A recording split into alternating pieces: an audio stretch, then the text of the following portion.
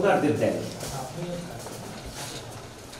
আমাদের চেয়ারম্যান মহোদয়ের অনুমোদন সাপেক্ষে আমরা কুষ্টিয়াতে অভিযান পরিচালনা করি।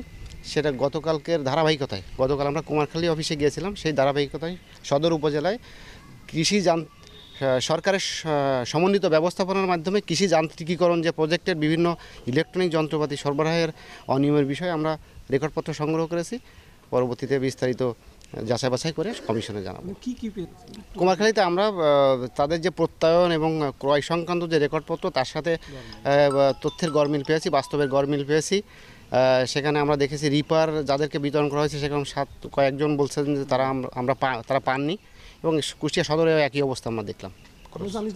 যে আমাদের টাইম ফ্রেম আছে, আমাদেরকে 48 ঘন্টার মধ্যে দিতে হয়, আমরা সেই সময় মতো আমরা দিয়ে দিব আর কি। এটা রেকর্ডপত্র সংগ্রহ করলাম, যাচাই বাছাই করছে। আমরা প্রাথমিকভাবে সেখানে অনিয়ম দেখেছি, যেমন আমরা কয়েকজনকে ফোন করে দেখেছি, যাদেরকে যন্ত্রপাতি সরবরাহ দেখানো হয়েছে তারা পাননি। ভাই একটা মিনিট এই মানে আমাদের এখানে এই দুই উপজেলায় হারভেস্টার বিতরণ হয়েছিল কি পরিমাণ, সেটা কি কোনো হারভেস্টার আপনার কুমারখালীতে বিতরণ ছিল 7টা, আর কুষ্টিয়া সদরে 11টা। এইগুলোর মধ্যে কয়টাতে আপনারা অনিয়ম পাইছেন?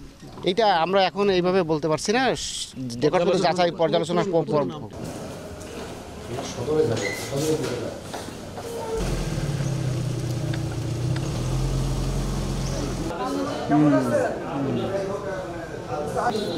সবই নিয়ে আসেনি যে